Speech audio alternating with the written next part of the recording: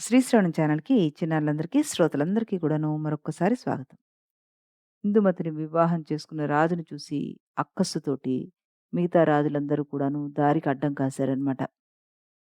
అతనితోటి యుద్ధాన్ని చేసి ఇందుమతిని తమతో పాటు తీసుకువెళ్ళడానికి వాళ్ళందరూ దారిలో నిలబడున్నారు. అప్పుడు ఈయన కూడాను వాళ్ళని ఎదుర్కొన్నట్ట. ఏ రకంగా ఎదుర్కొన్నాడు మరి? ఇరు సైన్యాల్లోనూ కాలిబంటుతోనూ, రధికుడితోనూ, రౌతుతోనూ, గజస్థుడితోనూ తలపడ్డారు. ఇలా సమస్కందులతోటి ప్రారంభమైన పోరు ఘోరంగా కొనసాగింది. తుర్యాల రవళి ఒకరి మాట ఒకరికి వినిపించలేదు. అందుచేత సైనికులు తమ కుల నామాలను పేర్కొనకుండా సంకుల సమరం సాగించడం మొదలుపెట్టారు. అయినా ఆ వీరుకాండ్రు పరస్పరం మ్రోగించుకున్న బాణాల మీద నామాక్షరాలే వారి వారి పేరు ప్రఖ్యాతలను చాటి చెప్పాయి. గుర్రపు గిట్టల తాకిడికి పైకెగిసిన ధూళి రథచక్రాల సంచలనంతోటి మరీ దట్టమైపోయింది.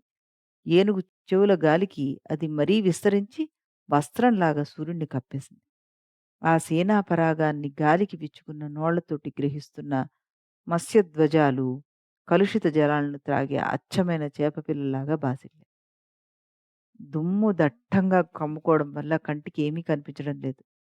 అప్పుడు స్వామి నామోచ్చరణను బట్టి తమ వారిని, పేరవారిని, సైనికులను గుర్తించి కయ్యం కొనసాగించగలిగారు వాళ్ళు.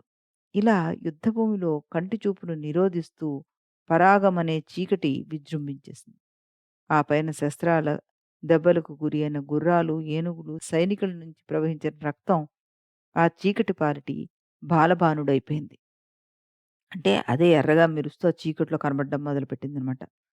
నెత్తురు పారడం వల్ల నేలతో సంబంధం కోల్పోయిన ధూళి గాలికి పైకెగిరింది.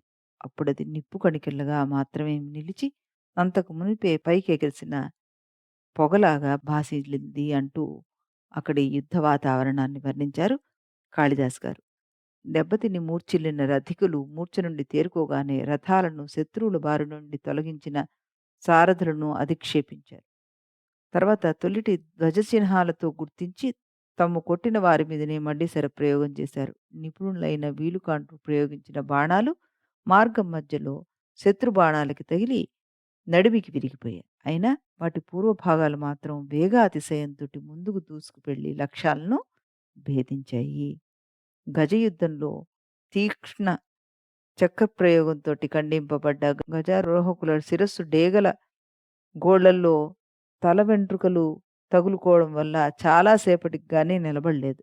దెబ్బతిని మూర్ఛిల్లి గుర్రం మూపుపై ఒరిగిపోయిన శత్రువు మీద అతడు తేరుకుని తిరిగి తనతో తలబడే వరకు మొదటివాడు శస్త్రప్రయోగం చెయ్యనేలేదు.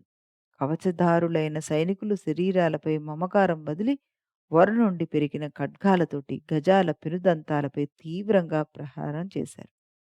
ఆ దెబ్బకు భయపడ్డ ఏనుగులు, తొండాల నుంచి చిమ్మిన నీటి తుంపరులు ఆ సంఘర్షణ వల్ల జన్మించిన అగ్నిని ఆర్పేశాయి.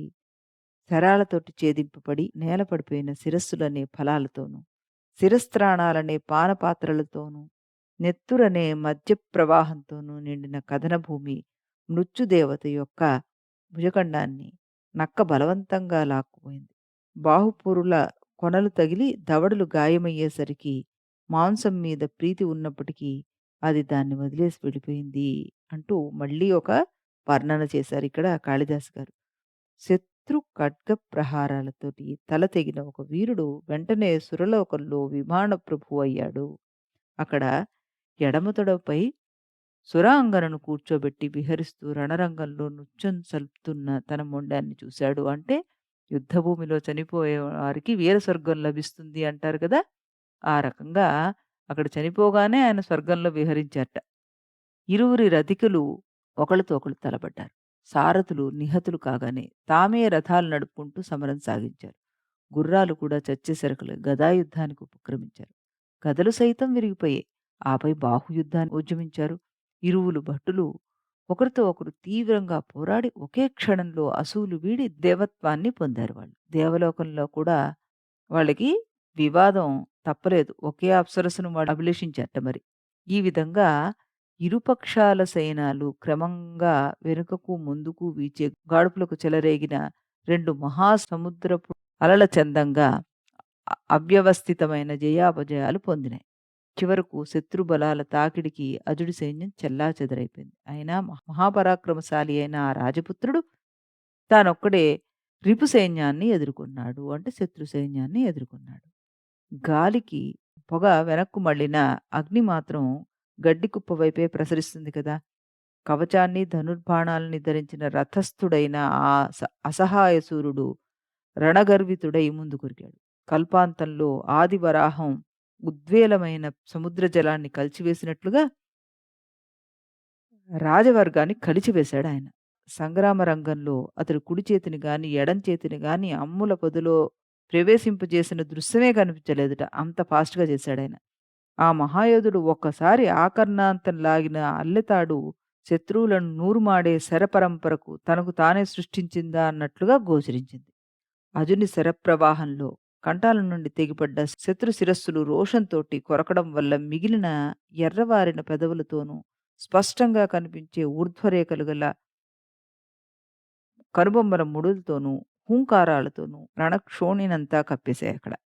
అప్పుడు ఆ శత్రువులందరినీ కూడుకొని రథ, గజ, తురగాది సకల సేనాంగాలతోనూ, కవచాలను చీల్చేసి సమస్తాయుధాలతోనూ, సర్వ ప్రయత్నాలతోనూ ఒక్కుమ్మడిగా అజునిపైన ప్రహరించడానికి వాళ్ళందరూ పూనుకున్నారట.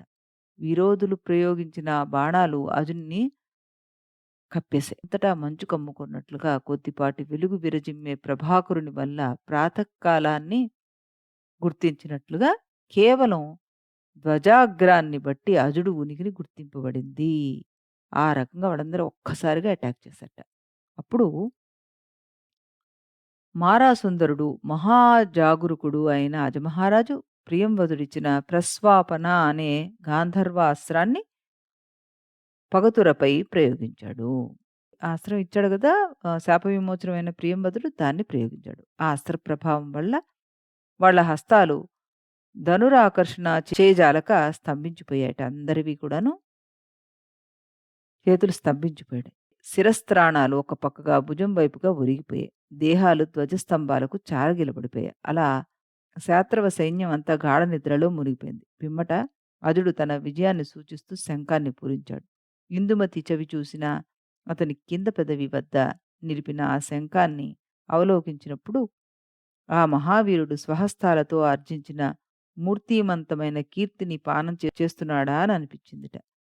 భండన భూమి నుండి భండన భూమి నుండి పరిగెడిపోయిన అతని సైనికులు శంఖారావాన్ని గుర్తించి మళ్ళీ తిరిగొచ్చారు. ముగిలించుకున్న పద్మాల నడుమ భాసిల్లే ప్రతిబింబ చంద్రునిలాగా నిద్రించే శత్రువుల మధ్య ఉన్న తన ప్రభువుని వారు తిలకించారు.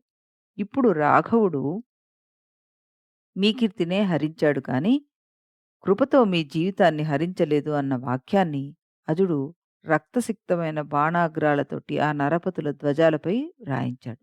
పిదప శిరాస్త్రాణం తొలగించడం వల్ల సడలిన కేశబంధంతోని నుదుట కమ్మిన చెమట బొట్లతోనూ చెలువారుతూ ఆ రాకుమారుడు భీతిల్లిన ఇందుమతి చెందికి చేరి వింటికొప్పున ఒక చేయి నిలిపి ఇలా అన్నాడు. వైదర్భి, ఇదిగో అనుమతినిస్తున్నాను. ఈ వైరీ నరపతులను చూడు. ఇప్పుడు వీరి నుంచి అర్భకులు సైతం ఆయుధాలను లాగేయొచ్చు. ఈ పాటి యుద్ధచేష్టతోటి వీరు నా చేతి నుండి నన్ను అపహరించుకుపోవాలని ఆశించారు అంటూ ఆవిడికి తన ప్రతాపాన్ని తెలియజేశాడు. ప్రత్యర్థుల భయం వల్ల కలిగిన విషాదం వీడిపోగానే ఆవిడ నిమ్మోము నిట్టూర్పుల ఆవిరి తొలిగి సహజ నైర్మల్యం సంతరించుకున్న అద్దంలాగా అలలారిపోయింది. ఆమె ప్రియుణ్ణి పౌరుషానికి ఎంతో సంతోషించింది.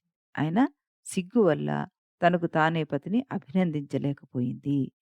తొలకరి చినుకులు తడిపిన నేల నెమలి కేకలతోటి మేఘ బృందాన్ని అభినందించేటట్లుగా ఆమె చిలికత్తెల పలుకులతోటి ప్రాణప్రియుడికి అభినందనల్ని అందించింది. ఇలా నిర్దోషుడైన అజనృపాలుడు రాజుల శిరస్సుపై ఎడమ పాదము నుంచి అనవద్య చరిత్ర అయిన ఇందుమతిని పరిగ్రహించాడు. రథాశ్వాలు రేపిన ధారాధూళులతోటి ముంగురులు బిరిసెక్కిన ఆ వధూమణి మూర్తీభవించిన సమర విజయలక్ష్మి అయిపోయింది అతనికి. అదుడు రాకముందే రఘుమహారాజు కుమారుని విజయవార్త విన్నాడు. తగిన పత్నిని కూడి పురానికి తిరిగి వచ్చిన పుత్రుణ్ణి అభినందించాడు. సంసార భారాన్ని అతనికి అప్పగించాడు. శాంతి మార్గంలో ఔత్సుక్యాన్ని వహించాడు. అది యుక్తమే. వాళ్ళందరి పరంపరే. కుల దురంధరుడు ఉండగా రవి వంశజులైన రాజులు గృహస్థాశ్రమాల్లో కొనసాగరు కదా! అంటూ ఈ శీర్షికని కాళిదాసు గారు ఇక్కడికి ముగించారు. రేపు మనకి ఆయన పట్టాభిషేకం గురించి చెప్తారట. అది విందాం. అంతవరకు సెలవు.